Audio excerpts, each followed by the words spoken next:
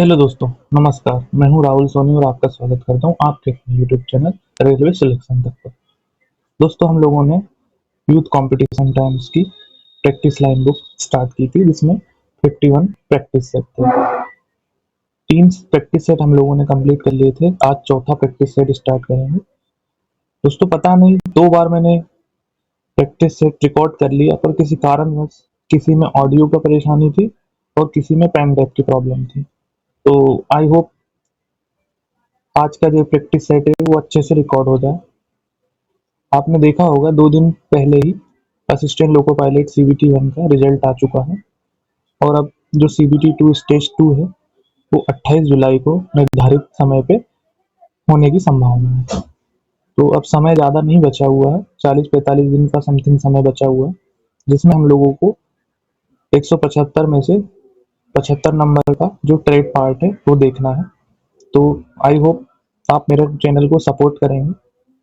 तो आइए बिना समय गवाए स्टार्ट करते हैं आज का पहला क्वेश्चन। चैनल पे नए हैं, चैनल को सब्सक्राइब कीजिए, वीडियो पे कमेंट्स लाइक कीजिए, बेल आइकन को प्रेस कीजिए, इससे सबसे पहले नोटिफिकेशन आप तक पहुंचे। तो चलिए बिना समय गवाए स्टार्ट करते हैं आज का पहला क्वेश्चन। क्वेश्चन 1 है अलग अलग सिलेंडर विमान शक्ति व स्पीड के इंजनों की तुलना किसके आधार पर की जाती है? अलग अलग सिलेंडर विमान शक्ति व स्पीड के इंजनों की तुलना किसके आधार पर की जाती है? तो माध्य प्रभावी दाब, option C is the correct answer. माध्य प्रभावी दाब को होता है मतलब मीन इफेक्टिव प्रेशर, इसको MEP भी कहते हैं। इसका जो अलग अलग साइज पावर वाले इंजन की जो परफॉर्मेंस होती है ना, उसको कंपेयर करने के लिए ये कॉमन पैरामीटर होता है। MEP का मतलब मीन इफेक्टिव प्रेशर है। ये एक ऐसा इमेजिनरी एवरेज प्रेशर होता है जो इंजन के पूरे पावर स्ट्रोक में लगातार लगे तो वही सही पावर पैदा होगी। अलग अलग सिलेंडर साइज वाले जो इंजन होते हैं इसकी तुलना पावर से नहीं की जा सकती, क्योंकि उनका डिस्प्लेसमेंट अलग होता है। जो MEP वाले इंजन होती है ना, उसकी वास्तविक क्षमता सिलेंडर के अंदर फ्यूल एनर्जी कितनी प्रभावित तरीके से जो मैकेनिकल पावर है उसको बदल रही है, उससे की जा सकती है। तो चलिए नेक्स्ट क्वेश्चन देखते हैं। क्वेश्चन 2 है डीजल इंजन में ईंधन फीड पंप आमतौर पर कहाँ माउंट किया जाता है? Option D is the correct answer, engine injection pump में। जो फ्यूल फीड सिस्टम है इसमें सामान्यतः जो माउंटिंग लोकेशन होती है वो ईंधन इंजेक्शन पंप होती है। जो डीजल इंजन में फ्यूल टैंक से जो फ्यूल को खींचकर इंजेक्शन पंप तक के पहुंचाने का काम होता है वो फीड पंप करता है। फीड पंप आमतौर पर जो फ्यूल के इंजेक्शन पंप के साथ ही लगाया जाता है। वो क्या करता है, फ्यूल सब उसका मेन काम क्या होता है, फ्यूल सप्लाई लगातार बनी रहे, अलग अलग ड्राइव मैकेनिज्म की जरूरत नहीं पड़ती। इसकी वजह से इंजन में जो फ्यूल फीड पंप होता है उससे इंजेक्शन पंप के जो साइड में माउंट किया जाता है। जो केम शाफ्ट या इंजेक्शन पंप ड्राइव है ना, इसका संचालन इसी से होता है। जो फीड फ्यूल पंप होता है ना, वो लो प्रेशर फ्यूल देता है, जबकि जो इंजेक्शन पंप है वो क्या करता है, हाई प्रेशर का सप्लाई देता है। ईंधन फिल्टर, ये क्या है, फ्यूल फिल्टर केवल फ्यूल साफ करने का काम में करता है। और ये जो ईंधन गैलरी है ये पैसेज के लिए होता है। और ये इंजेक्टर का काम क्या होता है, ये इंजेक्टर सिलेंडर हेड पर लगा होता है। क्वेश्चन 3 है चित्र में किस प्रकार के नोजल को दर्शाया गया है? तो ये है सिंगल होल नोजल। ये दिख रहा है ना, एक सिंगल होल है, सिंगल होल नोजल है। ये स्प्रे हुआ है एयर बोल रहा हूँ, ऑयल ऑप्शन है। नोजल टिप पर केवल एक ही स्प्रे ओपनिंग दिखाई गई है, इसलिए इसे सिंगल होल नोजल कहा जाएगा। सिंगल होल नोजल में जो फ्यूल है ना, वो एक ही ओरिफिस से बाहर निकलता है, एक ही छेद से बाहर निकलता है। इसका स्प्रे पैटर्न सीमित होता है और पुराने जो डीजल इंजन होते हैं ना उसमें उपयोग करने में मिलता है। मल्टी होल नोजल की तुलना में इसका जो फ्यूल डिस्ट्रीब्यूशन है ना वो कम यूनिफॉर्म होता है। पहचान का सबसे आसान तरीका होता है जो टिप पर बने होल की संख्या है वो देख करके पहचाना जा सकता है। क्वेश्चन 4 है निम्न में से वह कौन सा उपकरण है जो वाल्व स्प्रिंग को दबाने में प्रयोग होता है? तो option B, valve spring compressor. जो वाल्व स्प्रिंग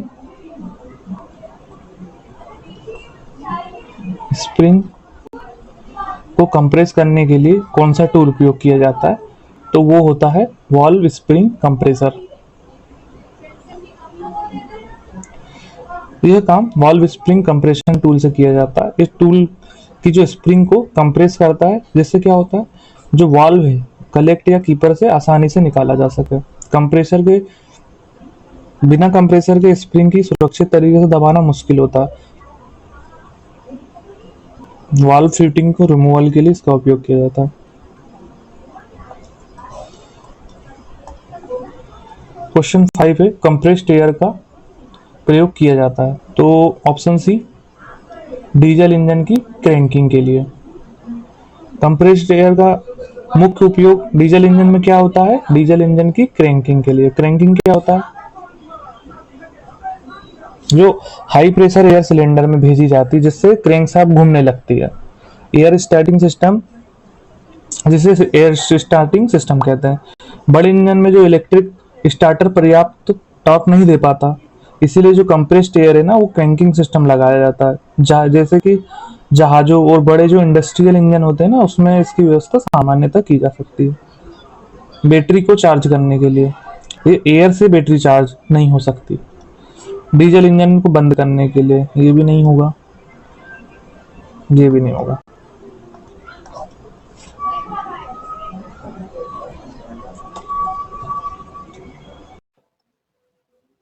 क्वेश्चन 6 है, आजकल चोक सर्किट को किस अन्य नाम से जाना जाता है? तो non progressive starter. Option C is the correct answer. जो कार्बोरेटर के जो चोक सर्किट है, कार्बोरेटर का जो चोक सर्किट है, उसका दूसरा नाम क्या है? तो उसका दूसरा नाम क्या है? Non progressive starter. चोक खुला या बंद होता है, बीच में धीरे धीरे फ्यूल को इंक्रीज नहीं करता। जो चोक सर्किट है ना, वो कोल्ड स्टार्टिंग के समय जो रिच एयर फ्यूल मिक्सचर है वो बनाता है। चोक खुला है या बंद है, बीच में धीरे धीरे फ्यूल को इंक्रीज नहीं करेगा ये। इसी कारण से जो नॉन प्रोग्रेसिव स्टार्टर है, इसे कहा जाता है। कोल्ड इंजन में जो फ्यूल का वेपोराइजेशन होता है वो कम करता है, और कोक जो चोक है उसका एयर फ्लो कम करके फ्यूल रेशियो बढ़ा देता है। इससे क्या होता है, इंजन आसानी से स्टार्ट हो जाता है। प्रोग्रेसिव स्टार्टर क्या करता है, ये फ्यूल को धीरे धीरे मिक्सचर में बदलता है। और ये क्या है, सेमी प्रोग्रेसिव, ये आंशिक प्रोग्रेसिव सिस्टम है। ये नॉन प्रोग्रेसिव सिस्टम ही सही रहेगा आंसर।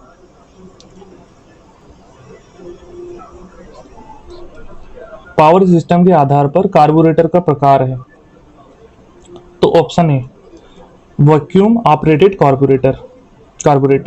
कार्बोरेटर को पावर ऑपरेट करने के आधार पर किस प्रकार से वर्गीकृत किया जाता है? तो वैक्यूम ऑपरेटेड कार्बोरेटर। कार्बोरेटर का कई आधारों पर क्लासिफाई किया जा सकता है, जिनमें से एक पावर सिस्टम भी है। जो पुराने इंजन में इसका उपयोग काफी सामान्य था। ठीक है, फ्यूल की जो इकोनॉमी है और स्मूथ रनिंग है, उसको रनिंग में मदद देता है ये, स्मूथ रनिंग में। क्वेश्चन 8 है, रेडिएटर को कंपन यानी वाइब्रेशन और भारी झटकों से खराब होने से बचाने के लिए उन्हें वाहन में फिट किया जाता है। इसका आंसर होगा बी, चेसिस फ्रेम से कंपन न करने वाले रबर से लगे बोल्ट द्वारा। जो रेडिएटर होता है उसके जो वाइब्रेशंस आते हैं, इसको और जो शॉक होते हैं, झटके होते हैं, उनसे बचाने के लिए किस प्रकार का जो कहाँ पे माउंट किया जाता है, क्वेश्चन ये पूछ रहा है, किस प्रकार का नहीं, इसको कहाँ पे माउंट किया जाता है? तो जो चेसिस की जो फ्रेम है, कंपन ना करने वाले रबर से लगे बोल्ट द्वारा। तो रेडिएटर क्या करता है, लगातार इंजन के जो वाइब्रेशन होते हैं और जो रोड के झटके होते हैं, सो इनको झेलता है। अगर इसे सीधे मतलब जो चेसिस पर फिक्स कर दिया जाएगा, तो क्या होगा, जो ट्यूब्स होंगे और जो जॉइंट्स होंगे, टायर के ट्यूब्स और गाड़ी के पार्ट्स के जॉइंट्स, इनमें क्या आएगा, क्रैक आने लगेगा, क्रैक आने लगेगा। इसलिए जो रेडिएटर है ना उसको रबर माउंटिंग दी जाती है, रबर माउंटिंग दी जाती है। रबर बुसेस क्या करते हैं, वाइब्रेशन होता है ना जो, ये वाइब्रेशन इसको एब्जॉर्ब कर लेते हैं और रेडिएटर तक कम झटके पहुंचते हैं। तो क्या होता है, इससे रेडिएटर की लाइफ है ना ये इंक्रीज हो जाती है, बढ़ जाती है। और रेडिएटर के अंदर में जो कॉपर्स की ट्यूब होती है उनमें लीकेज भी नहीं आता है। तो जो हेवी व्हीकल्स होते हैं जैसे कि कार, ट्रक, बस, तो उसमें क्या एंटी वाइब्रेशन माउंटिंग का उपयोग किया जाता है। जो मेंटेनेंस के समय में क्या, रबर माउंट्स की जो कंडीशन भी चेक करनी चाहिए हमेशा।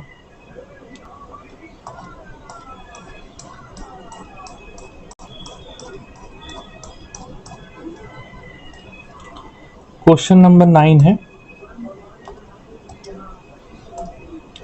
व्हील सिलेंडर का कौन सा भाग ब्रेक ऑयल को सील करता है? तो option C, cup, cup seal. Cup seal क्या करता है, जो व्हील सिलेंडर में जो ब्रेक ऑयल है उसको लीकेज का रोकने का काम करता है। ब्रेक ऑयल को लीकेज को रोकने का काम कौन करता है, कप सील। जो हाइड्रोलिक ब्रेक सिस्टम और जो व्हील सिलेंडर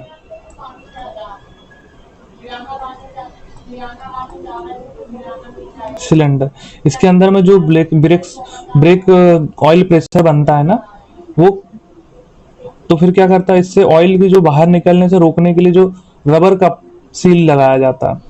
तो जो ब्रेक पेडल होते हैं जब उसको दबाएंगे तो क्या होगा, प्रेशर कब सील पर लगेगा। अब सील क्या है, और टाइट हो जाएगी, ये सील है और टाइट हो जाएगी। ब्रेक पेडल दबाने से पूरा प्रेशर ये कब सील पे लगेगा, उससे क्या होगा, ये सील और टाइट हो जाएगी। अगर सील कब खराब हो जाए तो ये जो ब्रेक का ऑयल है ना ये लीक होने लगेगा, और लीकेज होने से क्या होगा, जो ब्रेक है वो फेल हो जाएगा। और फिर मतलब फेल तो नहीं होगा पर खतरा हो जाएगा फेल होने का। उससे क्या होगा, जो व्हील की सिलेंडर की जो ओवरहॉल है वो करते समय हमेशा ना कप सील को हमेशा चेक किया जाता है। Option C is the correct answer. Body तो सिलेंडर का मेन हाउसिंग होता है, इसी के ऊपर तो सारी चीजें माउंट की जाती हैं। कवर ये डस्ट प्रोटेक्शन के लिए लगाया जाता है गाड़ी में साइड में। पिस्टन क्या होता है, ये प्रेशर को ट्रांसफर करता है, सील नहीं है। क्वेश्चन 10 है, इंजन वॉल्व के चिन्हित भाग ए को पहचानिए। तो ये है वॉल्व हेड, क्योंकि ये देखिए आप, ये बना हुआ है ना एक कटोरे नुमा आकृति, तो ये इसके बारे में पूछ रहा है डायरेक्ट। ये तो फेस हो गया इसका, ये वाला हिस्सा जो फेस हो गया, और ये स्टेम हो गया, ये लंबा वाला पार्ट वाल्व स्टेम। तो ये पूछ रहा है, तो ये क्या है, वाल्व हेड है ये पूरा हिस्सा। ये क्रैंक जो रॉकर आर्म होते हैं ना, इससे ये फिट रहता है ना, पलट के रहता है, ये ऐसा पलट के रहता है, यहाँ रॉकर आर्म से फिट रहता है, ये अप डाउन होता है। तो इसमें क्या क्वेश्चन पूछ रहा है, इसकी पहचान करना है, तो ये होगा वॉल्व हेड, वॉल्व हेड। तो इंजन वाल्व के जो डायग्राम है ऊपर वाले भाग की पहचान करनी थी, तो ये है अपना वाल्व हेड। इसका मेन काम क्या होता है, जो पोर्ट होता है, मैंने आपको बताया ये जो पोर्ट होता है, तो ये ओपन करने का काम करता है और क्लोज करने का काम करता है वाल्व हेड। जो कंबंशन चेंबर की सील करने के लिए ये जो इसकी बहुत महत्वपूर्ण भूमिका होती है, ये ऊपर नीचे होगा, ओपन क्लोज इसी से होगा, तो कंबंशन चेंबर इसी से सील होगा। अब वाल्व हेड हाई टेम्परेचर और प्रेशर को झेलता है, क्योंकि इसी के ऊपर पूरा कंबंशन एरिया का दारोमदार है। डायग्राम में जो एरो ऊपर डिस्क शेप पर दिख रहा है तो वो हेड है, वाल्व हेड। ये फेस हो गया, ये है ना वाल्व फेस, वो ये वाला एरिया, ये इसको कहेंगे सिटिंग सरफेस ऊपर वाला। स्टेम मैंने बता दिया लंबा वाला, और वॉल मार्जिन है ना, ये वाला हिस्सा है, ये वाला जो यहाँ से लेके यहाँ तक का, ऑप्शन क्वेश्चन 11 है, ओवरहेड वाल्व तंत्र में चित्र में दिखाए गए चिन्हित भाग ए को पहचानिए। अब ये देखिए, ये देखा, अभी बताया था मैंने आपको, ये वाल्व लगा हुआ है, ये वाल्व लगा हुआ है, ये रॉकर आर्म से फिट है, ये रॉकर आर्म है, दिख नहीं रहा हाथ जैसा है, ये रॉकर आर्म है। अब ये एक इसपे से पुश रॉड आई, तो ये पूछ रहा है कि ये ए पार्ट क्या है। ये हम लोगों का पिस्टन है, ये कनेक्टिंग रॉड से जॉइंट हुआ है, तो ये हो गया टेपेट। टेपेट, ये जो एरो जिसकी तरफ कर रहा है पार्ट ए, वो टेपेट है। जो OHV है, ओवरहॉल सिस्टम है ना, ओवरऑल सिस्टम वॉल्व मैकेनिज्म में चिन्हित जो कंपोनेंट है वो टेपेट है। टेपेट क्या करता है, ये जो पुश रॉड है इसको ऊपर ढकेलता है, ये जो पुश रॉड है इसको ये ऐसा ऊपर ढकेलेगा, इसको ऊपर ढकेलेगा। अब ये यहाँ पे एक अटैच है पार्ट, अब ये इसको ऊपर ढकेलेगा तो क्या होगा, इसको ऊपर ढकेलेगा। अब यहाँ एक चीज अटैच है तो इससे ये क्या नीचे जाएगा। अब ये नीचे क्या जा रहा है, वाल्व जा रहा है। अब ये नीचे जाएगा तो यहाँ पे जो गैप है, गैप खुल जाएगा तो ये ओपन हो जाएगा। यही है वो मैकेनिज्म, रोकर आर्म ओपन हो जाएगा और फिर डायग्राम में चिन्हित जो कैम और पुश रॉड है उसके बीच में जो दिख रहा है वो टेपेट है। क्वेश्चन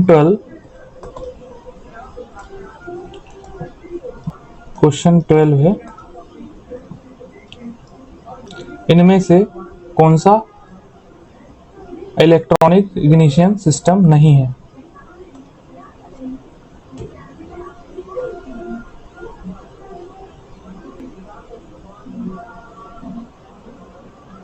नहीं है, तो इसमें option C is the correct answer, magneto ignition system नहीं है, तो ये नहीं है, बाकी ये तीनों है।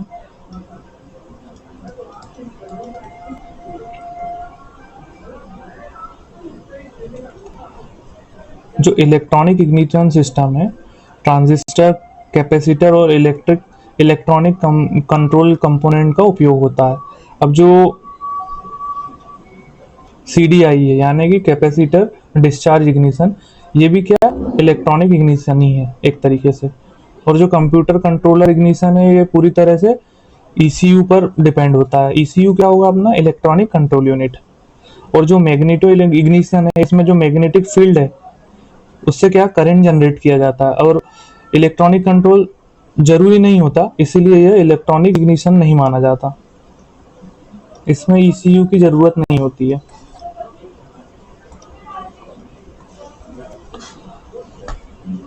क्वेश्चन 13 है, इग्निशन प्रणाली में कंडेंसर का मुख्य कार्य क्या है। तो ऑप्शन डी, कॉन्टैक्ट ब्रेकर बिंदुओं के गड्ढों को कम करना, चिंगारी को तेज करना, प्राइमरी वेंडिंग्स में संग्रहित ऊर्जा को अवशोषित संग्रहण करना। तो क्वेश्चन ये है, जो इग्निशन सिस्टम में कंडेंसर होता है, कंडेंसर, इसके जो फंक्शन होते हैं उसकी पहचान करना है। तो इसका काम क्या होता है, ये जो कॉन्टैक्ट ब्रेकर होता है, कॉन्टैक्ट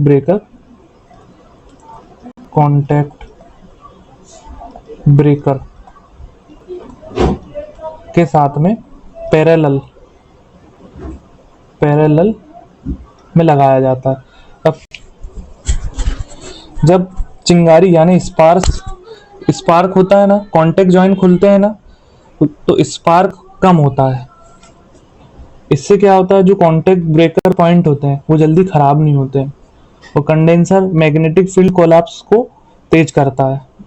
इससे क्या होता है, जो सेकेंडरी वाइंडिंग होती है, यहाँ तो प्राइमरी है, तो सेकेंडरी वाइंडिंग में क्या होता है, हाई वोल्टेज जल्दी बनता है, पर प्राइमरी वाइंडिंग में क्या होता है, ऊर्जा संग्रहित की जा सकती है, मतलब जो एनर्जी होती है ना उसको स्टोर किया जा सकता है।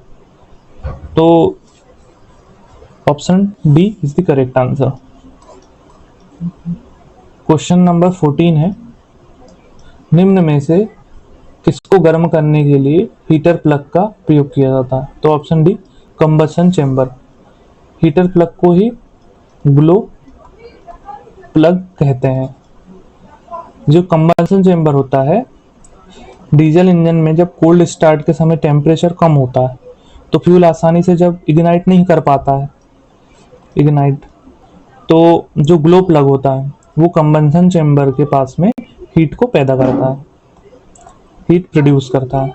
इससे क्या होता है, चेंबर का जो टेम्परेचर है ये इंक्रीज होने लगता है, बढ़ने लगता है, और फ्यूल जल्दी जल्दी इग्नाइट होता है, और जो इंजन है वो आसानी से स्टार्ट हो जाता है। तो ठंडे मौसम में जो ग्लो प्लग होता है ये सबसे ज़्यादा इंपॉर्टेंट होता है। तो फ्यूज पंप लिखा हुआ है इसमें, ऑप्शन है, ये संबंधित नहीं है, ग्लो प्लग संबंधित है। फीड पंप ये भी नहीं है, इंजेक्टर ये भी नहीं। क्वेश्चन 15 है, वाटर पंप कौन से बल के द्वारा पानी को इंजन ब्लॉक में भेजता है? तो ऑप्शन बी सेंट्रीफ्यूगल पंप। जो सेंट्रीफ्यूगल फोर्स होते हैं ना, सेंट्रीफ्यूगल फोर्स इसका करेक्ट आंसर होगा। जो वाटर पंप पानी को सर्कुलेट करने के टाइम में किस फोर्स का उपयोग करते हैं? तो वो होता है हम लोगों का सेंट्रीफ्यूगल फोर्स।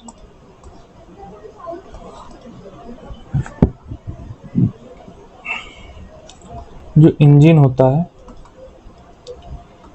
कूलिंग सिस्टम में वाटर पंप को, इंजन कूलिंग सिस्टम में जो वाटर पंप है उसका काम क्या है, कूलेंट को लगातार सर्कुलेट करना, लगातार सर्कुलेट करना।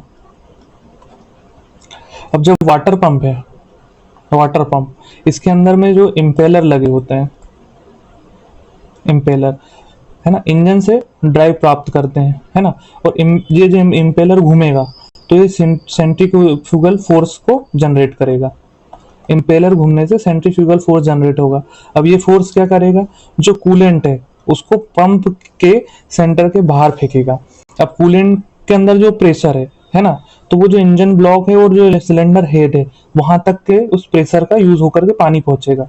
अब जब कूलेंट इंजन की हीट को एब्जॉर्ब करेगा और रेडिएटर तक जाएगा तब फिर वो वापस लौटेगा। तो लगभग ये सभी आधुनिक जो ऑटोमोबाइल होते हैं उसके अंदर में सेंट्रीफ्यूगल टाइम का फोर्स और या वाटर पंप उपयोग किया जाता है।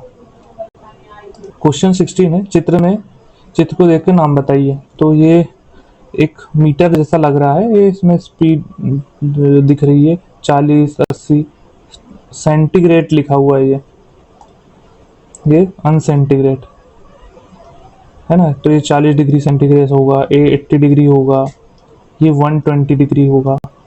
अभी कार का जो डैशबोर्ड है ना उसमें लगा होता है, तो ये है हम लोगों का water coolant temperature. Water coolant temperature, temperature gauge बोलते हैं उसको, temperature gauge, water temperature gauge बोल लो इसको। तो डैशबोर्ड में लगा मीटर, उसकी पहचान करना है। तो चित्र में देख लिया आपने, सेंटर में क्या सेंटीग्रेड लिखा हुआ था, तो ये टेम्परेचर की यूनिट है, पता ही होगा। तो इंजन में जो कूलेंट, इंजन का जो कूलेंट है और वो वाटर टेम्परेचर को दर्शाएगा। तो ड्राइवर इसी गेज को देख करके पता लगाता है कि जो इंजन है उसमें नॉर्मल टेम्परेचर में चल रहा है या फिर ओवरहीट हो गया, ओवरहीट हो गया। तो बेसिकली जो सामान्यतः इंजन है उसका जो ऑपरेटिंग टेम्परेचर होगा वो कितना होगा, 80 डिग्री टू 95 डिग्री सेंटीग्रेड, इसी के बीच में बना रहता है। यदि नीडल बहुत ज़्यादा टेम्परेचर दिखाने लगे तो जो कूलिंग सिस्टम है ना उसकी समस्या होने लगेगी।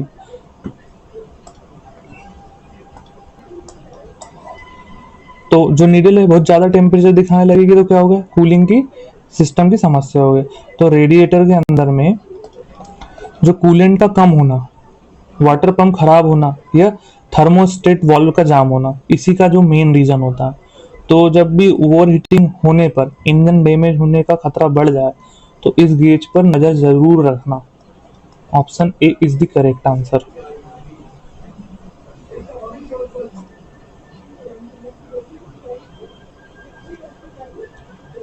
क्वेश्चन नंबर 17 है, तेल बदलने के दौरान सभी आधुनिक कार के स्नेहन प्रणाली में सफाई का योग फिल्टर, बदले जाने वाला फिल्टर। ऑप्शन बी, बदले जाने वाला फिल्टर।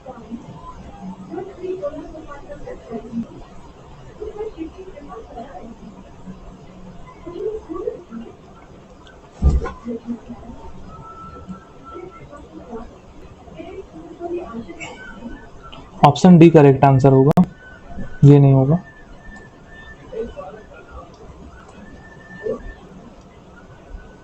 जो फिल्टर के अंदर उपयोग होने वाला वास्तविक फिल्टरिंग एलिमेंट क्या होता है, वो होता है स्ट्रेनर तत्व। फिल्टर का मुख्य काम क्या है, जो ऑयल है, फ्यूल है और जो एयर है, ये तीनों के अंदर जो मौजूद गंदगी है ना, उसको रोकना काम क्या होता है फिल्टर का। फिल्टर के अंदर जो पार्ट्स वास्तव में इम्प्योरिटीज को रोकते हैं उसको क्या कहते हैं, स्टेनर तत्व। स्टेनर तत्व मतलब जो फिल्टर एलिमेंट है ना, वो स्टेनर एलिमेंट एक प्रकार का फिल्टरिंग एलिमेंट होता है। इसमें क्या मेटल के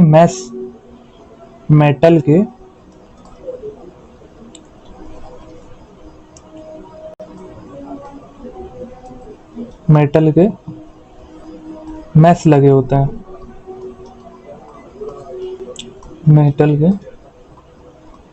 मेटल के मैस, और क्या होते हैं, वायर स्क्रीन का उपयोग किया जाता है। ये जो बड़े बड़े डर्ट पार्टिकल्स होते हैं उसको क्या करते हैं, ये फ्लूइड के अंदर जाने से रोकते हैं। अब क्या होता है, लिब्रिकेशन, जो इंजन लिब्रिकेशन सिस्टम में जो फ्यूल सिस्टम होता है वो स्ट्रेनर का सबसे ज़्यादा इंपॉर्टेंट काम होता है। तो एग्जाम में एलिमेंट शब्द पर ध्यान देना, क्योंकि हाउसिंग और फिल्टर टाइप दोनों अलग चीज़ें होती हैं। सफाई के योग फिल्टर, बदले जाने वाला फिल्टर, ये मेंटेनेंस के टाइप को बताता है।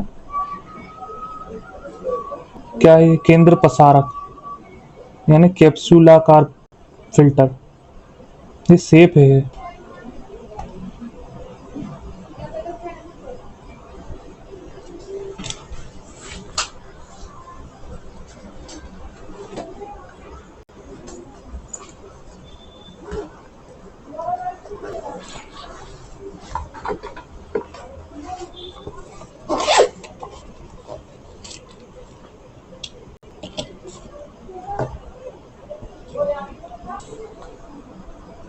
क्वेश्चन 18 है, निम्न चित्र में किस प्रकार की स्नेहन प्रणाली दिखाई गई है।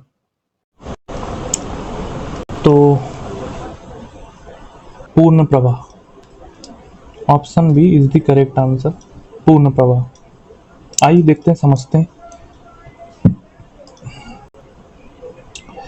पूर्ण प्रवाह क्या होता है। जो फुल फ्लो लुब्रिकेशन सिस्टम होता है वो बता रहा है।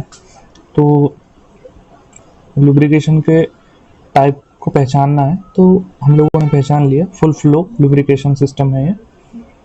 चित्र में जो ऑयल पंप है, इससे निकलने वाला जो पूरा ऑयल है सबसे पहले कहाँ गया, ये फिल्टर में गया है ना, फिल्टर से गुजर रहा है। अब ये फिल्टर से कहाँ आ गया, ये आया पंप में, पंप से कहाँ आया, जो इंजन बियरिंग है ना, फिल्टर के बाद ऑयल है ना इंजन बियरिंग तक पहुंच रहा है।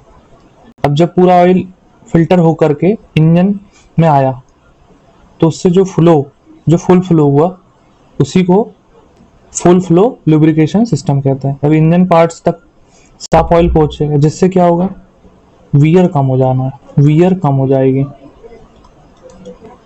यदि फिल्टर चोक होगा तो जो बाईपास ऑयल है, बाईपास वाल्व ऑयल सप्लाई है, ये क्या करता है, इसको बना के रखता है। आधुनिक इंजन में जो फुल फ्लो लुब्रिकेशन सिस्टम है ना, इसका ही उपयोग किया जाता है। तो डायग्राम में जो फिल्टर मेन ऑनलाइन दिख रहा है ऑयल लाइन में लगा हुआ है, ये इसकी पहचान होता है। स्प्लेश, ये क्या करता है, ऑयल को उछाल कर लुब्रिकेट करता है, फैला के ऊपर में स्प्लेश करके, छिटक के। पूर्ण प्रवाह, option B is the correct answer. Bypass प्रवाह, बाईपास क्या है, फिल्टर के जो पैरेलल लाइन है ना, उसमें लगा होता है। और ये ड्राई सम्प, ये एक अलग ऑयल टैंक होता है, ये यहाँ नहीं दिख रहा है। क्वेश्चन नंबर 19 है, किस प्रकार का संपीड़न रिंग एक स्टेप रिंग की भीतरी व्यास पर ऊपर की सतह पर काटा जाता है और जब पिस्टन चलता है तब इस स्टेप रिंग को थोड़ा मुड़ने के लिए अनुमति देता है। तो जो क्वेश्चन ये कहना चाह रहा है, जो कंप्रेशन रिंग है, संपीड़न रिंग यानी कि कंप्रेशन रिंग, इसका जो डिजाइन है मेनली ये पूछा जा रहा है। इतनी कहानी ये है। तो option B is the correct answer, inside bevel ring. जो इनसाइड बेवल रिंग है ना, ये इसके जो अंदर वाले भाग पर बेवल कटे होते हैं, बेवल कटे होते हैं। अब ये कट रिंग को थोड़ा फ्लेक्स करने की अनुमति देता है, जिससे क्या होता है, पिस्टन चलने पर जो रिंग है ना, वो सिलेंडर वाल पर बेहतर कांटेक्ट बनाती है। इससे क्या, सीलिंग बेहतर होती है और जो ब्लो बाय है वो भी कम होता है, ऑयल कंट्रोल भी बेहतर होता है। तो एग्जाम में भीतरी व्यास पर ऊपर की सतह पर जब कट शब्द दिखे तो इनसाइड बेवल रिंग याद रखना। दोस्तों, आपको इन क्वेश्चनों से रिलेटेड कोई भी क्वायरीज हो तो कमेंट सेक्शन में कमेंट करके मुझसे पूछ सकते हैं। अभी इसमें इतना समय नहीं है कि मैं आपको एक एक चीज़ें समझाऊं। जैसे आपको इसमें बेवल के बारे में जानकारी नहीं होगी, जो ब्लो बाय मैंने वर्ड यूज़ किया उसके बारे में जानकारी नहीं होगी, तो आपको कोई समस्या हो तो मुझे कांटेक्ट करें, मतलब कमेंट सेक्शन में कमेंट करके पूछ सकते हैं। Taper face ring, taper face ring यानी आउटर फेस टेपर्ड कहते हैं, तो ये भी नहीं होगा। रेक्टेंगुलर रिंग, ये साधारण रेक्टेंगुलर सेक्शन रिंग होता है। आउटर फेस बैरल शेप का होता है, तो ये बैरल रिंग, ये भी नहीं होगा। दोस्तों, मैं तीसरी बार वीडियो रिकॉर्ड कर रहा हूँ। एक बार क्या हुआ कि ये मैं जो लिखता हूँ ना, ये पेन ही नहीं आया, तो रिकॉर्डिंग में सिर्फ मैं बोल रहा हूँ और ये इसकी खटखट की आवाज़ आई। और पहली बार जब मैंने किया तो उसमें भी ऐसी कोई समस्या आने की वजह से वो अपलोड नहीं किया मैंने। तो ये तीसरी बार है, बहुत मेहनत हो गई इसमें। क्वेश्चन नंबर 20 है, पिस्टन पिन चिन्हित ए के प्रकार को पहचानिए। तो ये हो गया बी, पूर्ण फ्लोटिंग पिस्टन पिन। ये दिख रहा है ना, ए, ये इसको इंडिकेट कर रहा है। अब ये जो पिन है ये पूरी तरीके से गोल है और ये पूरी रोटेटिंग मोशन में है, अपने स्थान पे पूरी गोल गोल घूम सकती है, इसीलिए इसको पूर्ण फ्लोटिंग पिस्टन पिन कहेंगे। अर्ध फ्लोटिंग पिस्टन क्या होती है, आधी घूमती है, आधी फिक्स होती है और आधी घूमती है, तो ये भी नहीं है। सेट स्क्रू पिस्टन पिन, इसमें स्क्रू लगे होते हैं, सेट स्क्रू पिस्टन पिन में, ये भी नहीं होगा। और जो की है, ये पिस्टन रिंग के डिजाइन से संबंधित शब्द जरूर है, मतलब डिजाइन से संबंधित है पिस्टन पिन, तो ये आंसर नहीं होगा।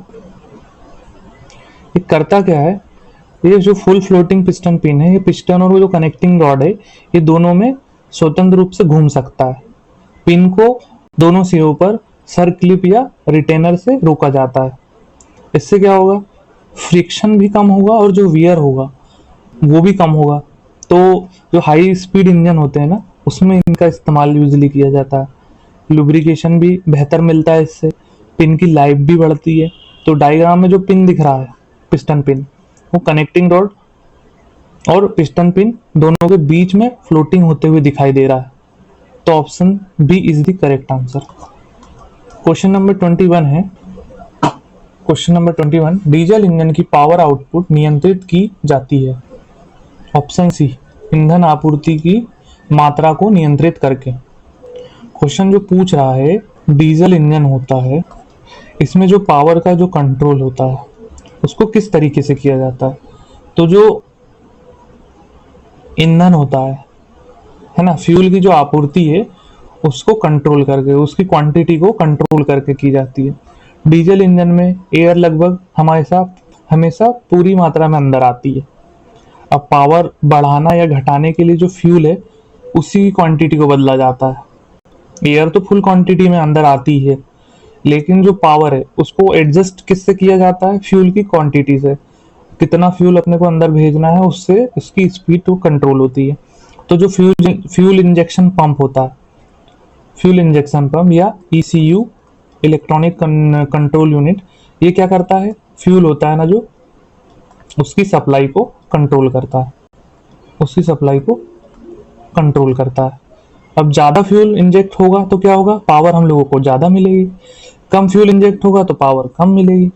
तो जो पेट्रोल इंजन होता है वो एयर थ्रोटल द्वारा पावर को कंट्रोल नहीं कर सकते, इसलिए option C is the correct answer. Option question 22 है, गैस टरबाइन का अवगुण है, तो ऑप्शन बी, इसे अधिक अनुरक्षण की आवश्यकता होती है। एग्जैक्टली अवगुण यानी कि दोष, यानी ड्रॉबैक। तो जो गैस टरबाइन है उसमें जो कमी होती है, कमी पहचानना है अपने को, तो सबसे बड़ी कमी यही है, ये अनुरक्षण यानी इंस्पेक्शन, अनुरक्षण। जो गैस टरबाइन है ये बहुत ज्यादा हाई टेम्परेचर और हाई स्पीड, इस पर काम करते हैं गैस टरबाइन। तो जो कंपोनेंट होते हैं उसमें क्या होता है? लगातार थर्मल स्ट्रेस होता है। अब इसलिए क्या नियमित इंस्पेक्शन की जरूरत पड़ती है, अनुरक्षण की जरूरत पड़ती है, और जो मेंटेनेंस है उसकी भी जरूरत पड़ती है। अब जो टरबाइन के जो ब्लेड्स होते हैं, बियरिंग्स होती है, और जो कंबंशन के जो कंपोनेंट्स होते हैं उसकी बहुत ज्यादा देरी से देखभाल करने की जरूरत पड़ती है। अब जो इसकी इनिशियल कॉस्ट होती है और जो मेंटेनेंस कॉस्ट होती है वो दोनों अपेक्षाकृत अधिक होती है। इसको लेते टाइम भी महंगी मिलेगी और इसके जो मेंटेनेंस और जो इंस्पेक्शन है वो भी बहुत महंगा पड़ेगा। तो इसी कारण से क्या है, जो छोटे एप्लीकेशंस होते हैं ना, इसका उपयोग बहुत सीमित रखते हैं। Option B is the correct answer.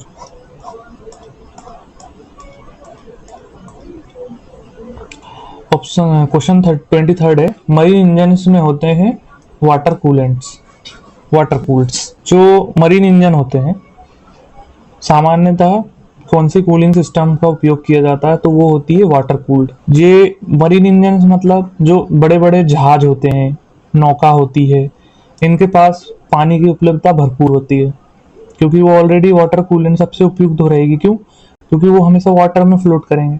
तो वाटर कूलिंग सिस्टम इंजन की हीट को क्या लगातार बाहर निकालती रहती है। तो मरीन इंजन होते हैं ना, सी वाटर हीट एक्सचेंजर के माध्यम से कूलिंग लेते हैं। अगर वाटर कूलिंग से इंजन का टेम्परेचर स्थिर रहता है, और जो हेवी ड्यूटी कंटिन्यूस ऑपरेशन के लिए सबसे प्रभावी कूलिंग मेथड होते हैं। जो एयर कूल्ड है ये क्या है? बाइक में यूज किए जाते हैं। मैंने बताया था फिन्स लगे होते हैं, उससे क्या होता है कि उसका जो एरिया होता है, कॉन्टेक्ट एरिया, वो इंक्रीज हो जाता है। तो ज्यादा जगह मिलने की वजह से क्या एयर कूल्ड सिस्टम उसमें उपयोगी होता है, और उसमें कोई रेडिएटर की कोई अलग से खर्चा करने की जरूरत नहीं होती है। और जो ऑयल कूल्ड होते हैं ये विशेष एप्लीकेशन में यूज किए जाते हैं। फोर्स कन्वेंशन कूल्ड, ये मरीन इंजन का सामान्य उत्तर नहीं है, तो ये भी नहीं होगा।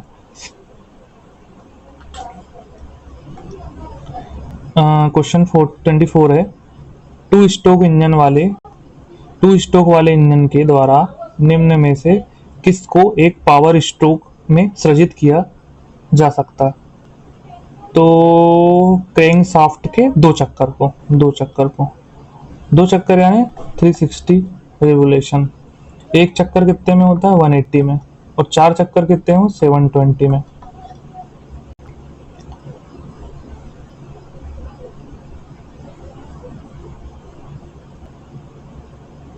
अरे 4 स्ट्रोक नहीं है, यहाँ 2 स्ट्रोक है, तो ऑप्शन ए सही रहेगा।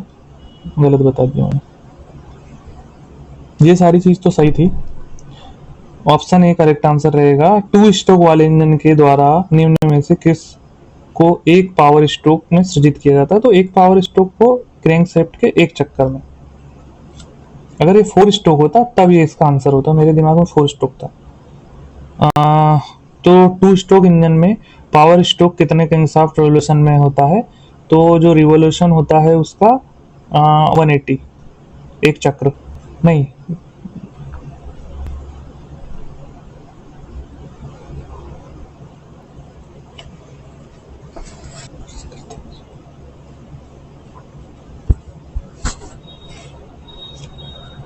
ऑप्शन है करेक्ट आंसर रहेगा। क्वेश्चन 25 है, हॉल इफेक्ट सेंसर में शटर का आकार होता है? Option D square. जो हॉल इफेक्ट सेंसर होता है इसमें जो लगने वाला जो शटर होता है, शटर व्हील होता है या व्हील होता है, व्हील ब्लेड, उसके अंदर का जो शेप होता है वो स्क्वायर शेप का होता है। इसका क्या यूज क्या होता है? जो मैग्नेटिक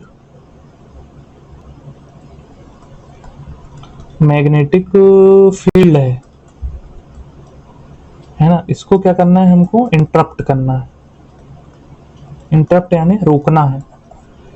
तो रोकने के लिए क्या शटर का उपयोग किया जाता है। किराने की दुकान में आपने देखे होंगे ना, शटर लगे रहते हैं, तो वो क्या रोकने के लिए यूज किया जाता है। तो उसका जो शेप होता है स्क्वायर होता है। तो वो यही पूछ रहा है, शटर के जो स्लॉट्स होते हैं वो हमेशा स्क्वायर शेप के होते हैं। शटर घूमता है तो सेंसर क्या होता है, ऑन होगा, ऑफ होगा, ये सिग्नल भेजेगा। तो जो ECU है किसको भेजेगा? ECU को, इलेक्ट्रॉनिक कंट्रोल यूनिट को। ये क्या करेगा? जो इग्निशन मॉड्यूल है ना, इसी सिग्नल का उपयोग करके जो टाइमिंग की जो कंट्रोल है, टाइमिंग कंट्रोल करेगा। फिर क्या होगा? जो कॉन्टैक्ट ब्रेकर है इसकी जगह पे हॉल इफेक्ट सेंसर अधिक एक्यूरेट मिलेगा। क्वेश्चन नंबर 26 है,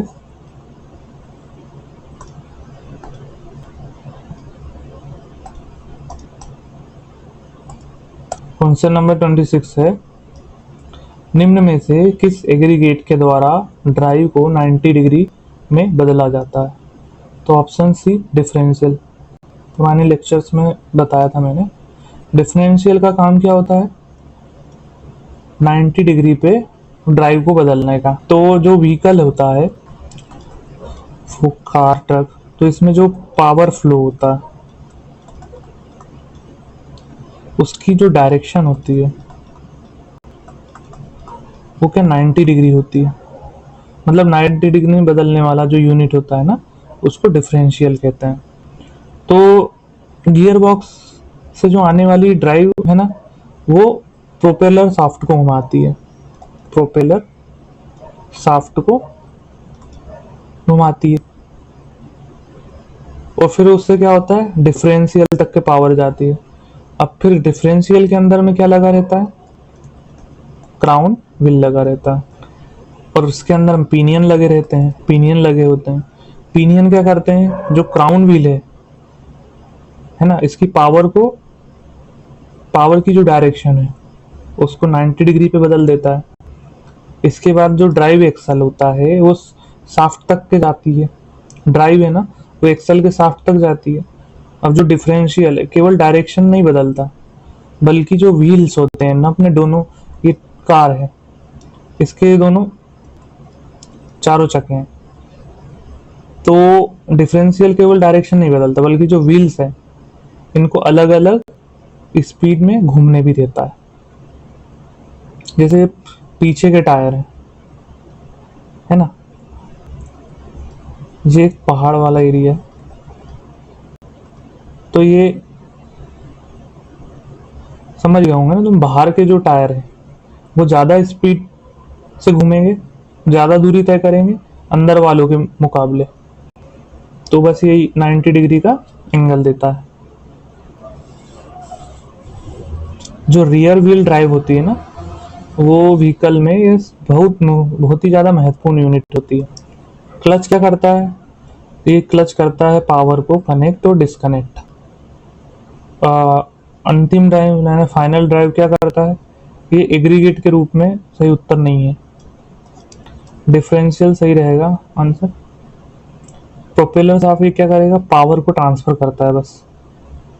क्वेश्चन नंबर 27 है, योक यूज जोड़ क्रॉस को हटाने के दौरान निम्न में से क्या किया जाना चाहिए?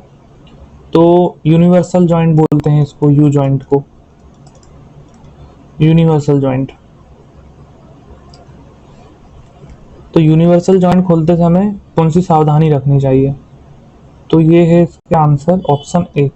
हटाने से पहले जो मेटिंग पार्ट्स होते हैं, जो मिलने वाले हिस्से होते हैं, इस पे मार्किंग करनी बहुत जरूरी होती है। ये दो पार्ट्स है मान के चलो, ये पहले इतने अटैच थे, तो ये जो पार्क है मार्क कर लिया इनको, है ना। अब ये अंदर लगे हुए हैं, अब ये असेंबल्ड है। अब इनको खोल के अलग अलग कर दिया, डीअसेंबल होगा ये। तो अब दोबारा इनको हम जब असेंबल करेंगे तो ये मार्किंग की पहचान से सही पोजीशन में जॉइंट हो जाएंगे। अगर इनकी पोजीशन मैच नहीं होगी तो क्या होगा? अलाइनमेंट बिगड़ जाएगा। अलाइनमेंट बिगड़ने से क्या होगा? वाइब्रेशन पैदा होगा, और जब रीअसेंबली के समय में जो ओरिजिनल अलाइनमेंट था वो मिलेगा नहीं हम लोगों को।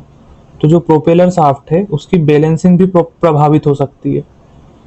तो बस सबसे यह छोटी सी सावधानी है, बात की बड़ी समस्या से बचा सकती है।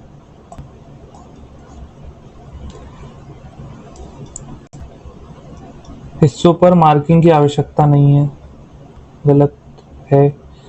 हटाने के बाद मार्किंग की जा सकती है, नहीं।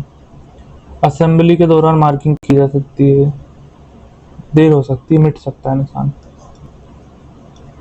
सिंक्रोनाइजिंग एक्शन में एक्स क्या दर्शाता है? तो ये दर्शाता है ऑप्शन बी, कोनिकल कप। जो सिंक्रोमेज गियर असेंबली में चिन्हित पार्ट ए है, मतलब ये एक्स है, ये क्या दर्शाता है? Conical cup. ये कप जैसा दिख रहा, कोनिकल कप दोनों तरफ लगा हुआ है, ये कप के जैसा दिख रहा है ना, कोनिकल कप कहेंगे इसको। इसके लिए जो कोन सरफेस का उपयोग किया जाता है, तो डायग्राम में जो एक्स है ना, वो कोन शेप का दिख रहा है।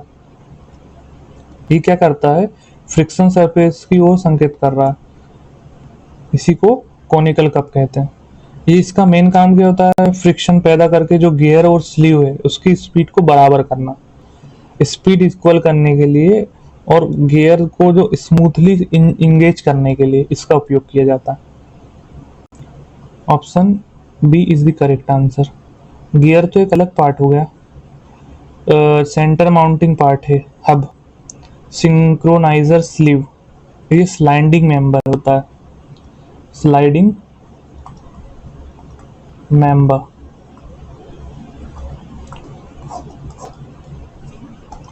क्वेश्चन नंबर 29 है, किसी वाहन के स्टार्ट ना होने की स्थिति में उसके निम्न में से किस भाग में दोष हो सकता है? ऑप्शन है करेक्ट आंसर, इंजन एवं ईंधन प्रवाह मार्ग में। अगर व्हीकल स्टार्ट ना हो तो सबसे पहले किस सिस्टम में फॉल्ट ढूंढना चाहिए? तो इंजन एवं ईंधन प्रवाह मार्ग में। अगर किसी भी इंजन को स्टार्ट होने के लिए सबसे इम्पोर्टेंट 3 चीज चाहिए रहती है। पहला फ्यूल, दूसरा एयर, ये 2 स्ट्रोक हो, 4 स्ट्रोक हो, डीजल हो या स्पार्क प्लग हो, पेट्रोल हो, सभी में एयर इंपॉर्टेंट होती है। और थर्ड हो गया प्रॉपर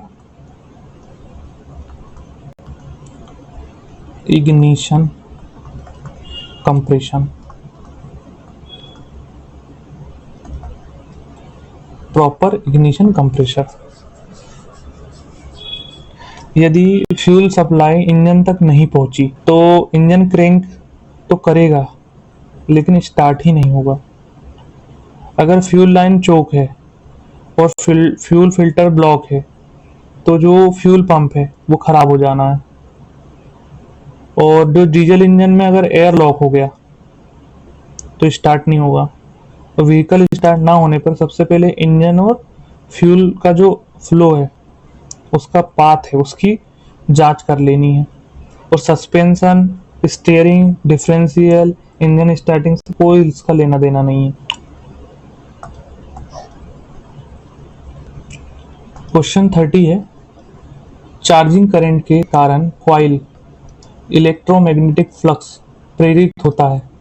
इस गुण को इस रूप में जाना जाता है।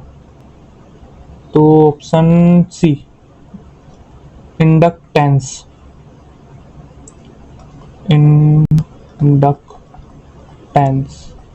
इंडक्टेंस क्या होता है? जो सेल्फ इंडक्टेंस होता है ना, ignition coil, relay coil, transformer, इसी प्रिंसिपल पर काम करता है। ये क्या करता है? अचानक परिवर्तन का विरोध करता है। किसके? इंडक्टेंस करंट के। और जो इलेक्ट्रिकल और ऑटोमोटिव सिस्टम में ये सबसे महत्वपूर्ण कॉन्सेप्ट है। रजिस्टर क्या करता है? ये करंट के जो फ्लो होता है ना, उसका विरोध करता है। कैपेसिटर क्या करता है? जो चार्ज होता है उसको स्टोर करके रखता है, चार्ज को स्टोर करके रखता है। आप लोगों ने अपने पंखे में देखा होगा व्हाइट कलर का लगा रहता है ना, आप उसके दोनों तार को आपस में जब मिलाते हैं तो चट की आवाज आती है बहुत तेज और चिंगारी निकलती है। क्यों? क्योंकि इसके अंदर में जो चार्ज होता है ना वो स्टोर होता है। और ये क्या है? इम्पीडेंस। ये क्या करता है? ये जो एसी करंट होता है, अल्टरनेटिंग करंट, उसके जो सर्किट को विरोध करता है, सर्किट का विरोध करता है। Inductance is the correct answer. Question number 31 है, स्पार्क प्लग पर स्पार्क उत्पन्न करने के लिए वोल्टेज को बढ़ाने वाले दो कारक होते हैं। तो option A is the correct answer. अधिक चौड़ा इलेक्ट्रोड गैप और उच्च सिलेंडर प्रेशर। मतलब किन परिस्थितियों में जो स्पार्क प्लग है, स्पार्क जम कराने के लिए अधिक वोल्टेज की आवश्यकता होती है। स्पार्क प्लग में स्पार्क तभी कूदेगा जब वोल्टेज का जो एयर गैप होगा उसको ब्रेक डाउन कर दे। यदि इलेक्ट्रोड गैप ज़्यादा चौड़ा होगा तो स्पार्क की लंबी दूरी तय करनी पड़ेगी। अब इसलिए जो ज़्यादा वोल्टेज होनी चाहिए। अब सिलेंडर प्रेशर बढ़ने पर क्या होगा? जो एयर फ्यूल मिक्सचर है वो ज़्यादा डेंस हो जाएगा। अब डेंस मिक्सचर को आयनोजाइज करने के लिए अधिक वोल्टेज की ज़रूरत पड़ती है। यदि यही कारण है कि जो हाई कंप्रेशन के जो इंजन होते हैं उसमें इग्निशन सिस्टम होता है वो मजबूत बनाया जाता है। क्वेश्चन 32 है,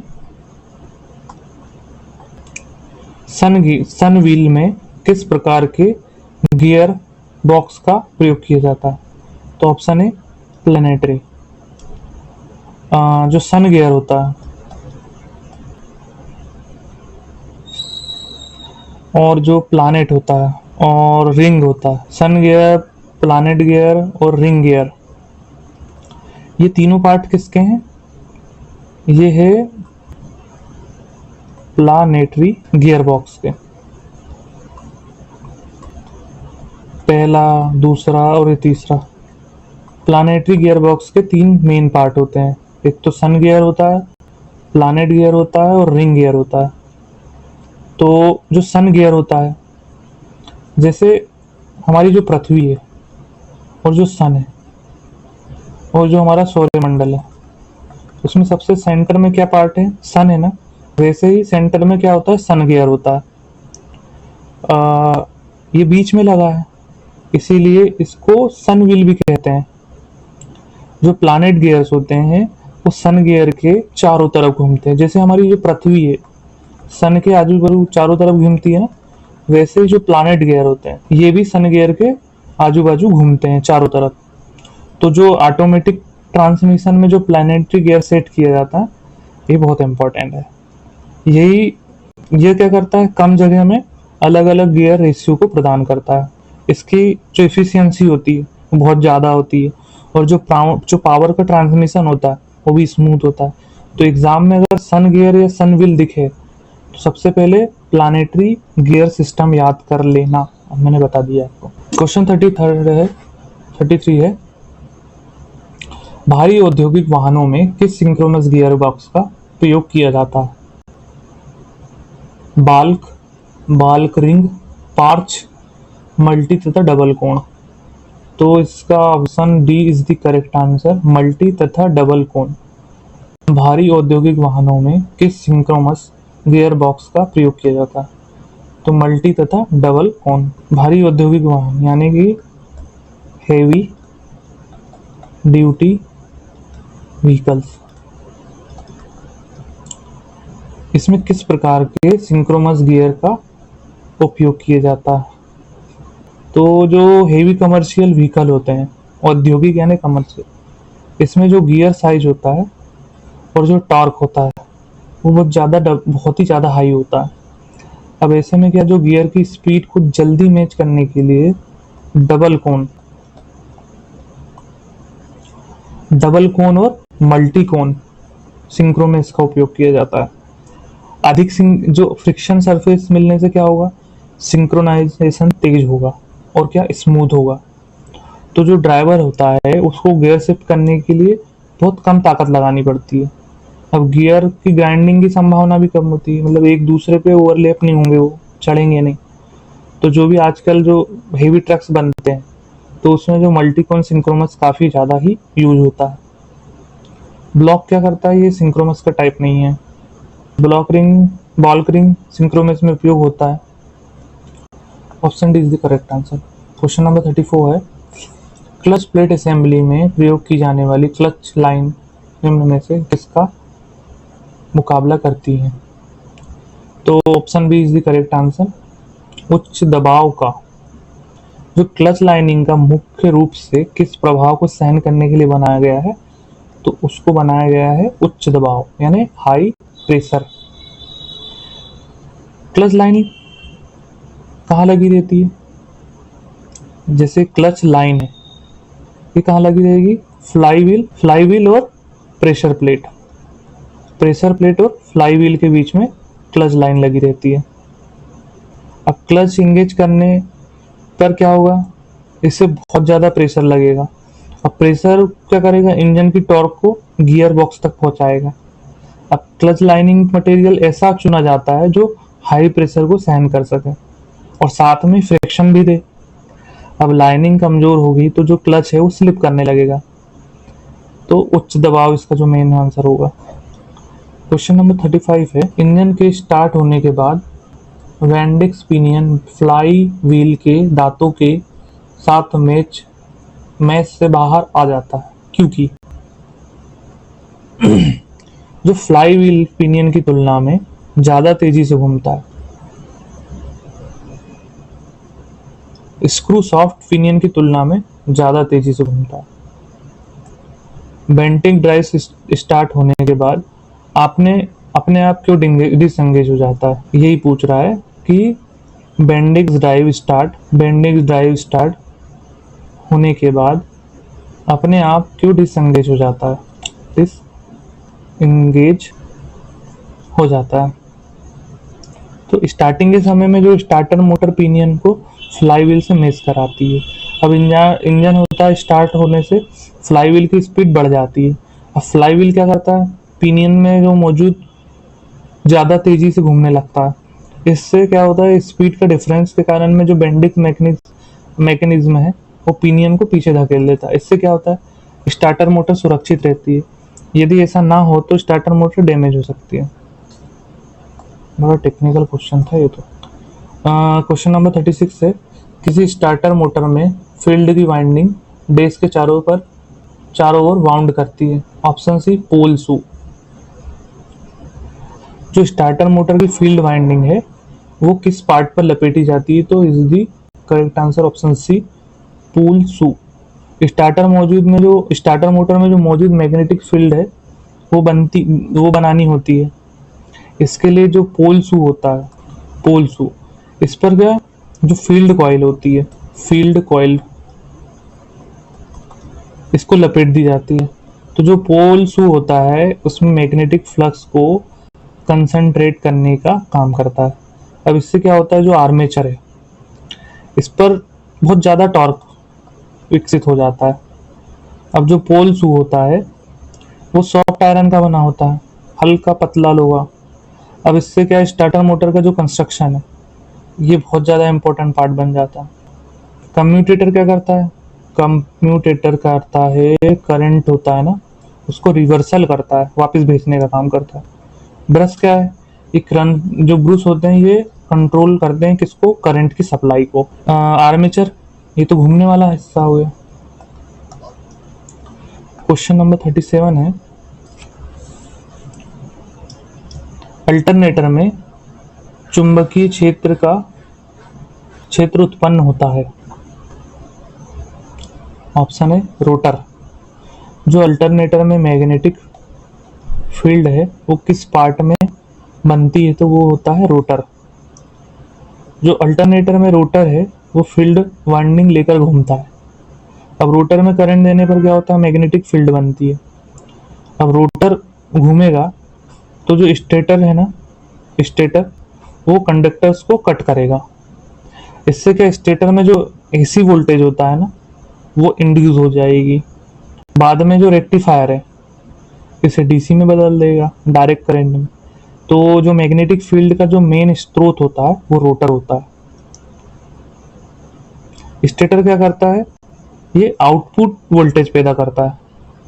फ्रेम क्या करता है, सपोर्ट का स्ट्रक्चर प्रदान करता है। और रेगुलेटर क्या है, नाम ही रेगुलेटर है, वोल्टेज को कंट्रोल करना। क्वेश्चन नंबर 38 है, स्टार्टर मोटर पिनियन गियर और engine fly wheel ring gear के बीच का अनुपात क्या होगा। तो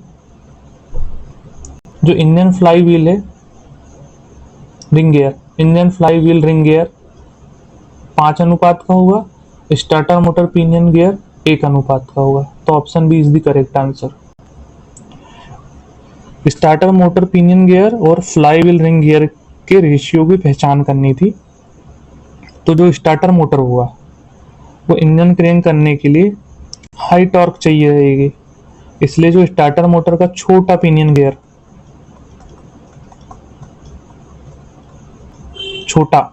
स्मॉल, और बड़े फ्लाई व्हील रिंग गियर में मैच करता है, बिग। तो 1:5 रखा जाता है इसका सामान्यतः रेशियो। इसका मतलब जो पिनियन है और जो फ्लाई व्हील है, पिनियन से 5 गुना बड़ा होगा फ्लाई व्हील। तो गियर रिडक्शन में जो टॉर्क बढ़ता है यही कारण है, और बढ़ा हुआ जो टॉर्क है इंजन को स्टार्ट करने में मदद करता है। तो इंजन स्टार्ट गियर रेशियो पूछा जाए 1:5 याद रखना। 1:1 क्या है, ये सब फालतू चीज है। 1:1:5 याद रखना। क्वेश्चन नंबर 39 है, एग्जॉस्ट प्रणाली में कौन सा भाग के द्वारा एग्जॉस्ट गैसों के शोर को कम किया जाता है। साइलेंसर यानी मफलर, इसी को साइलेंसर कहते हैं।